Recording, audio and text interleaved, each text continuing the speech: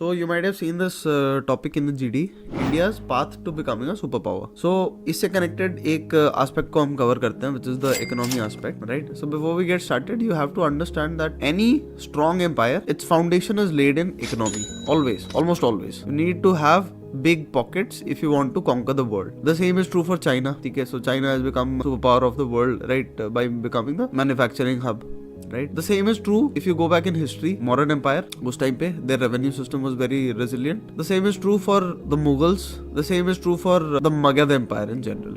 Right. So history is witness that any big empire is formed on the foundation of good economy. Now, so let's take example of recent history. Let's go back to 1973. So US was in its way to becoming a superpower.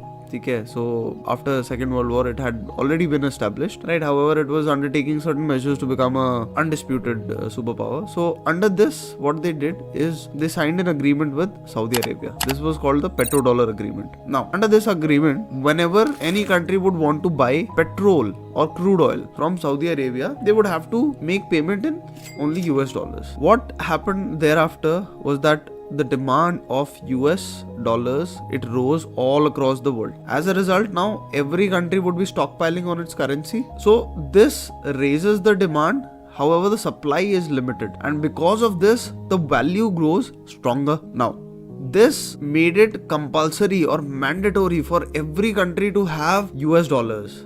Right now, I hope you understand that since US dollar is now accepted everywhere, so US can easily purchase anything from other countries, right?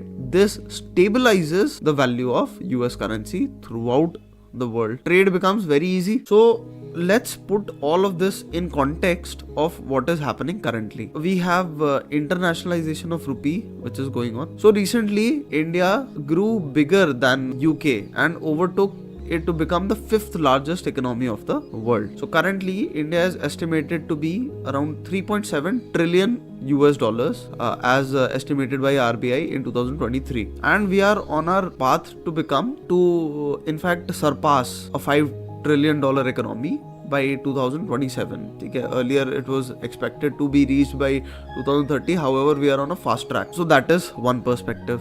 Right. Another news you might have heard is that UPI is now acceptable at Eiffel Tower. Recently this happened. So that means now Indian rupee is acceptable in France, and such has been the case in 22 countries all across the world. This includes countries like UAE, countries like Mauritius, countries like Singapore, and the immediate neighbors of India. ये तो है ही.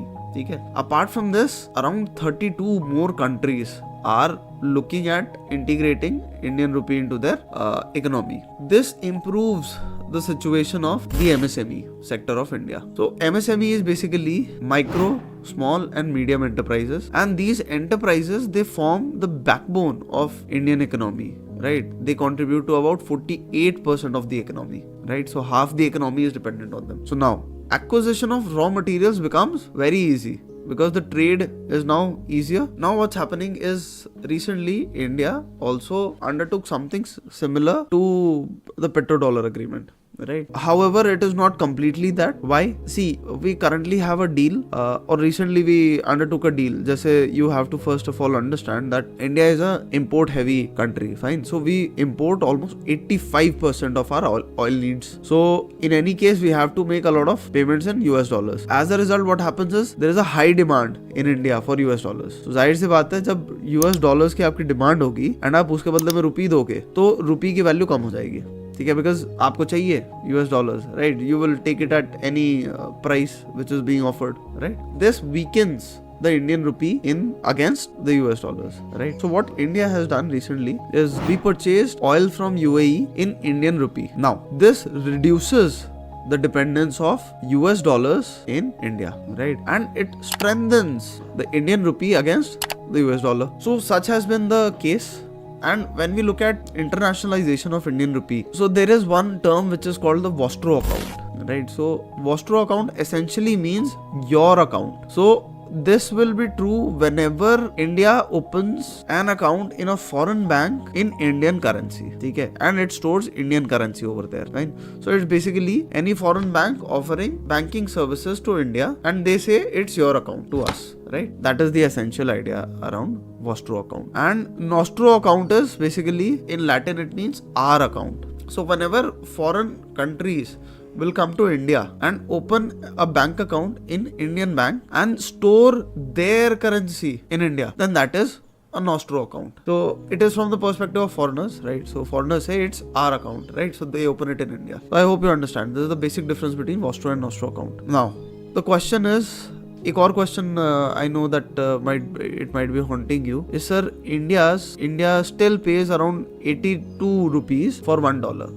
So isn't it too high? So you have to understand that how the devaluation of currency affects imports and exports.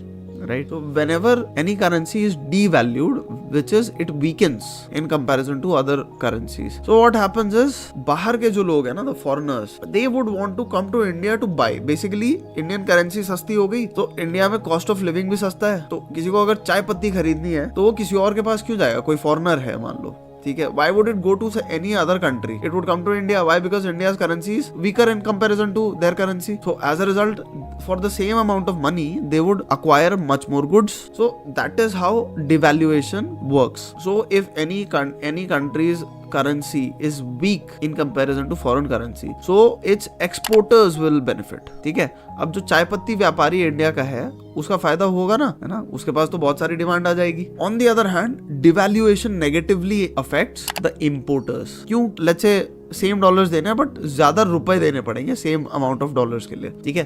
So I hope you understand, because conversion अब high हो गया, right? Indian currency is weakened now, they would have to pay more Indian rupees to buy the same amount of raw materials. So currently what is happening is, since internationalisation of rupee is happening, तो ground पे difference क्या आ रहा है कि India rupee has stabilised in the global market. 82-83 की range में कुछ है अभी, फाइन, पर US dollar. So what's happening is the import of raw materials is now comparatively easier. This also makes inflow of foreign investment much easier, right?